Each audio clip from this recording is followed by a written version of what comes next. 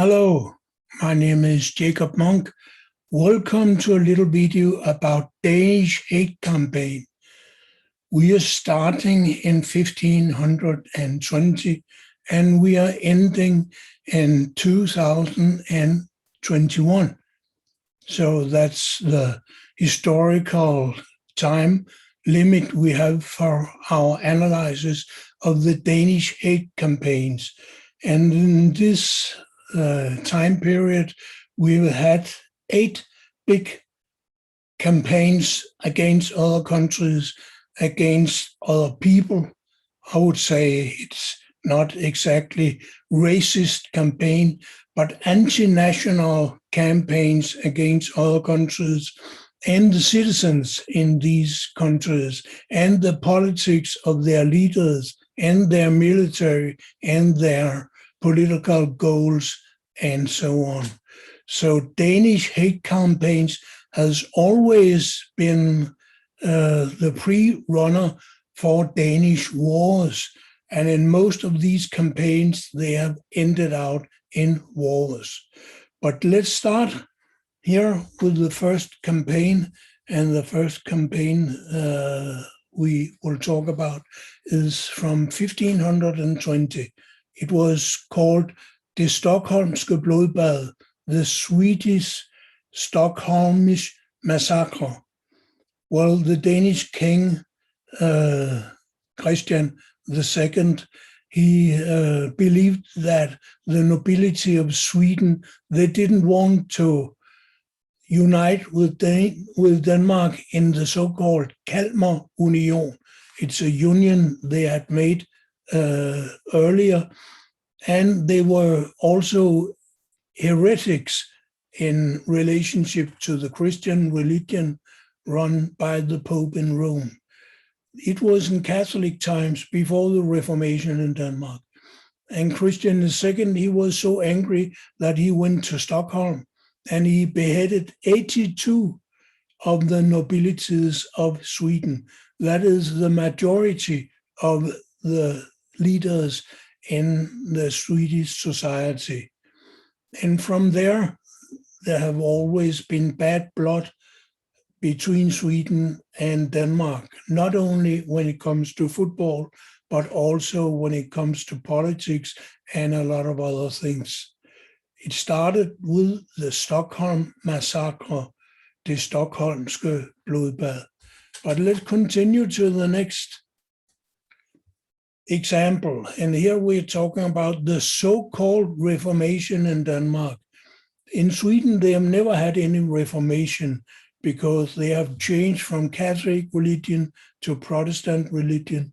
In a gradual way, it has taken them between 50 and 80 years to change the religion. And they haven't even changed it 100%. Still today, there is a lot of Catholic influence in Sweden.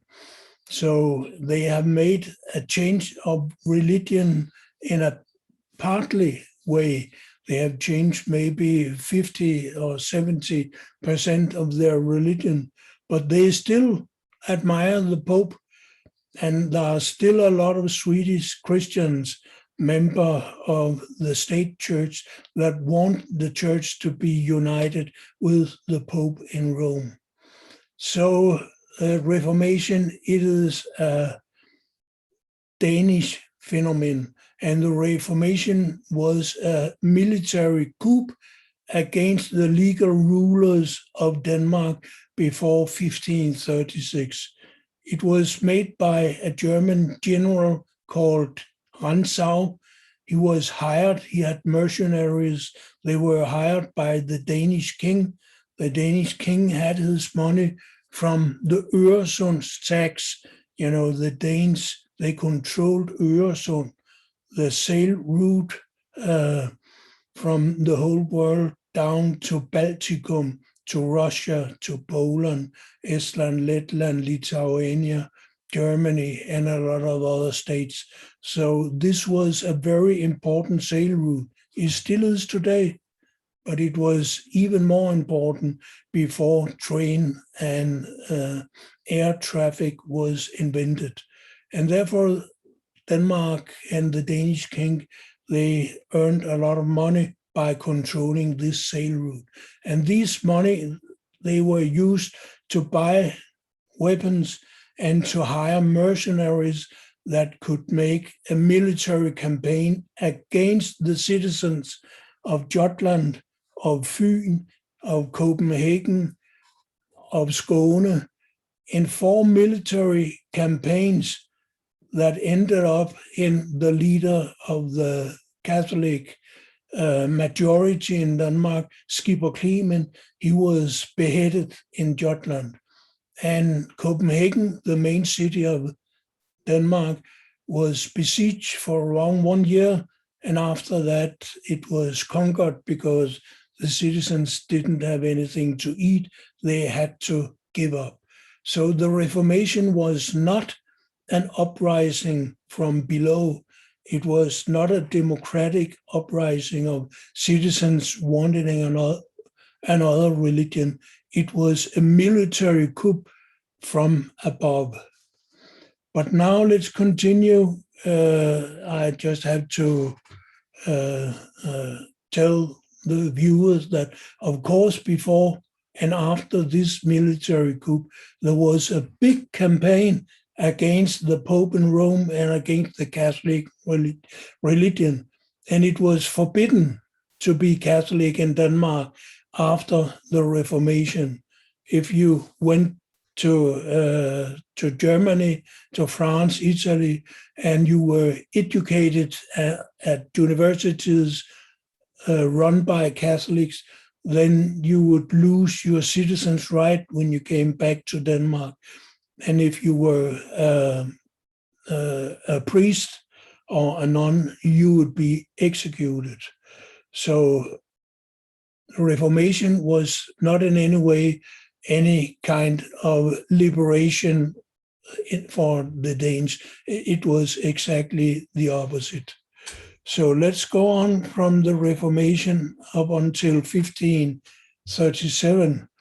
And this is a fault. It should have been 1627. I'm sorry, 1637. And in 1637, Denmark, in the time of Christian IV, was a part of the 30 Years' War. And Christian IV, he wanted to fight for the Protestants, to reintroduce Protestantism in Germany, but he lost the war against the military leaders of Germany. And the leaders, the generals, was Wallenstein and Tilly. And one of these generals, he went to Denmark. He occupied or liberated the main part of Denmark, that is Jutland, and stayed there for 2 years. They wanted to reintroduce the Catholic religion, but then a lot of bad things happened in Europe and they had to pull out their troops. So it didn't went the way that they wanted it to do. But this fight against the Catholics from the Protestant Danish kings, it took many, many years. And still today, Denmark is one of the most anti-Catholic countries in the world. And now let's continue. Sorry for the fault I showed you. Here we have the anti-Swedish Wars. The anti-Swedish Wars was wars against Sweden because Denmark wanted to reintroduce the Kalmarunion. And these wars, they went bad. So Denmark was nearly turned into being a part of Sweden. And as I told you before, Sweden was halfway Catholic, still is today. The Swedish Wars, I should say the anti-Swedish Wars, was followed by a big campaign against the Swedish kings and against the Swedish religion and the Swedish people. And therefore, the Danes, they thought it was very important to fight against the Swedish. But the Swedish army was much stronger than the Danish, and we lost the wars. And in 1660, we lost Skåne. And this was actually a very, very important defeat of the Danish king. And now we are going to 1864. It was the war against Germany. Germany, they wanted to make the southern part of Jutland a part of Germany, and the Danish king wanted to make it a part of Denmark. There was a long history before the war, and there was another war a few years earlier. The first small war was won by Denmark, but the big war in 1864 was won by Germany, and Denmark lost around 20% of our land mass after this war. But this led to a big campaign, of course, against German culture, against Germany, against everything coming from Germany. So now let's continue to 1936. In 1936, Denmark was allied with Germany, and Germany was run by Adolf Hitler. You know, he took his troops to Denmark in 1940 and stayed here for 5 years. This was, according to Hitler, a movement he did to protect Denmark against a British invasion.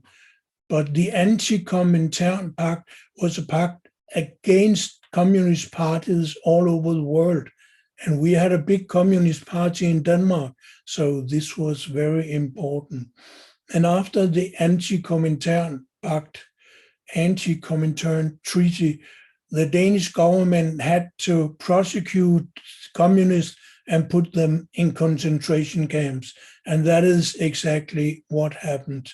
It continued also after the occupation of the Germans in 1940. Actually, the Danish government, they followed the ruling coming from Germany, from Adolf Hitler, and they said to the citizens of Denmark, don't make any resistance, don't throw any bombs, don't do any military actions to go against Germany, because probably Germany will win the war and we need to be friends with Germany and Adolf Hitler. So Denmark was a part of the Nazi campaign against the democratic world. Let's continue to 1946 to 1990. This was called the Cold War. I don't want to go in detail with this war. It was a common myth that the whole Western world was threatened by Russia and USA. They invested a lot of armament in weapons, rockets, submarines, and so on and so forth. The idea was to be able to fight a war against Russia. But as you know, in 1990, Russia changed the system. After that time, Russia has not been a communist state. I don't know if I should call it a capitalist state or a democratic state. It's a specific state structure that they want in Russia, and I don't want to discuss this way of seeing the state right here and now. The only interesting thing is that Denmark was part of the hate campaign against Russia, exactly like Denmark was the center of a hate campaign in all these events I've mentioned before. Before you have a war, you start up a hate campaign. And that is the problem, because now, today, we are living in the second Cold War. the Cold War against China. And now Denmark is a part of the Cold War with center in USA, the Cold War against China, Iran, also against Russia and against North Korea and Venezuela, against any state that do not accept the American exceptionalist rulership of the whole world, that do not accept the American extermination campaign, bombing campaigns in every single of their wars. And America has had about one war every year since Second World War ended. So Denmark is a part of the American military network called NATO. And this means that Denmark is also a part of the anti-Russian, anti-China, anti-Iranian, anti-Syrian, and anti-XXX campaign that USA is running continuously against any state that do not accept the American leadership of the world and the American immoral campaign against all forces that do not want to be repressed by American military and American capital. Well, this was what I wanted to tell, but I have another slide, and this is the one you see now. Who's winning the hate campaigns? I've thought it well through, and I think the lesson from history is that Denmark and the haters has been losing every single hate campaign since the 15th century. Let's go back to the first campaign we talked about. Sorry, I don't know. I hope I'm not confusing you too much by showing these slides. But if you go back to the first campaign, and the first campaign was 1520, the Stockholm Massacre. Who was the winner of the campaign against the Swedes there? Well, actually, it was Sweden, because Sweden is much stronger in military and economic ways than Denmark is. It's that way today, and it has been that way for many, many years. And therefore, the Stockholm Massacre, it had the exact opposite result than what Christian II he thought. The Reformation, the idea was to defeat the Catholics.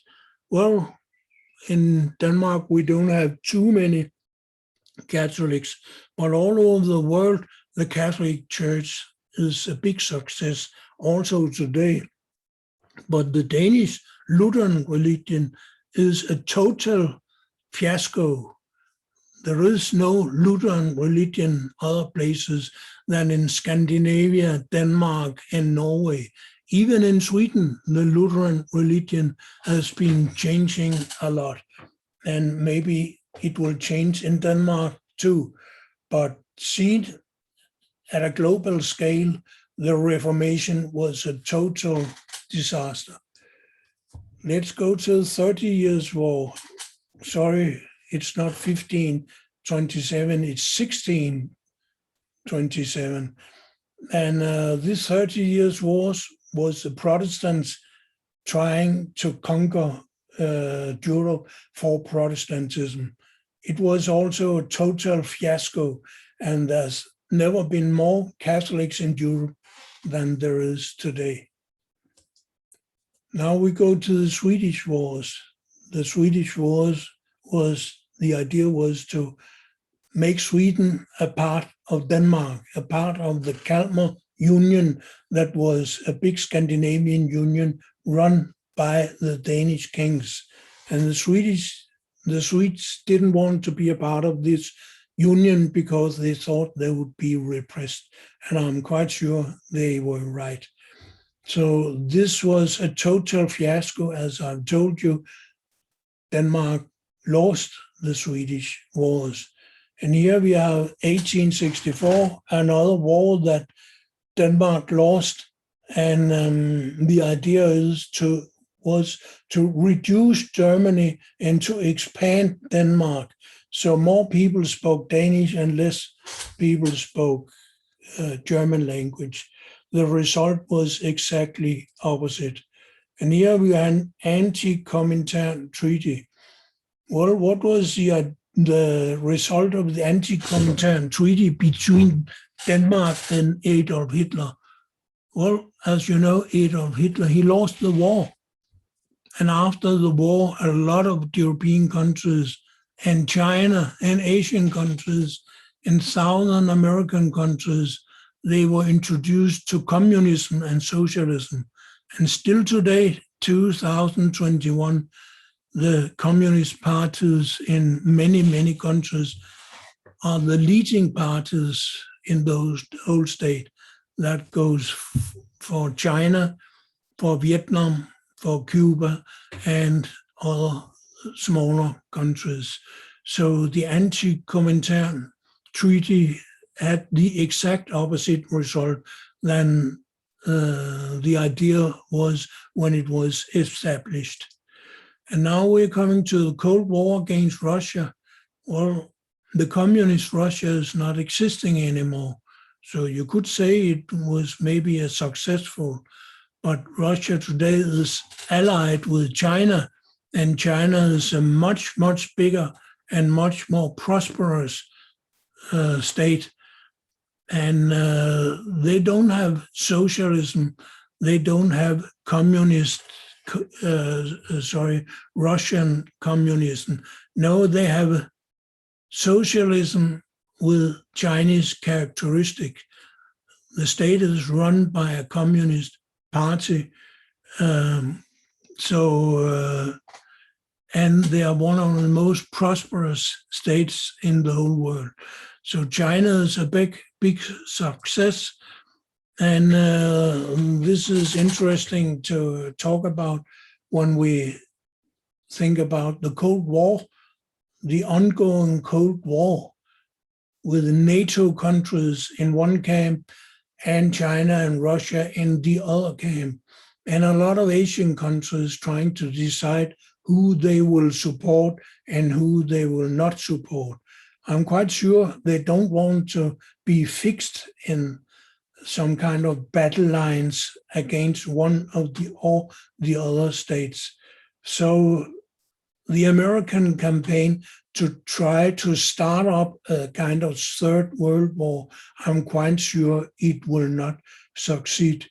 The Cold War will continue maybe for many, many years out in the future, but because of the very dangerous weaponry that they have in Russia and China, it will always only be a Cold War. It will not be a hot war, because if it was a hot war, then USA and Europe would be totally destroyed, and every single human being in these continents would die. That's so simple it is. So what is the answer to this question? Who is winning the hate campaigns? Are the haters winning the hate campaigns? I'm afraid to say no, they are not. But then the non-haters, the people who are subjects to hate campaigns, who these hate campaigns go against, that is, first of all, Russia, China, Iran, Venezuela, and other states that do not accept the American exceptionalism and global leadership. I think these states, they are doing quite good. I won't say they are winning the hate campaigns because they do not make any hate campaigns, but they are not losing. That is the interesting answer to the question. Who is winning the hate campaigns? I don't think anyone is winning, but I think there is a loser in the hate campaigns, and the loser is the state that starts up the hate campaigns and try to use it as a way of uniting its own people and to promoting the military industry, the military industrial complex, to sell even more weapons to nations being afraid of the big evil states that the hate campaigns go against. Well, I think you know what I'm talking about, and I want to end this video by saying thank you for listening.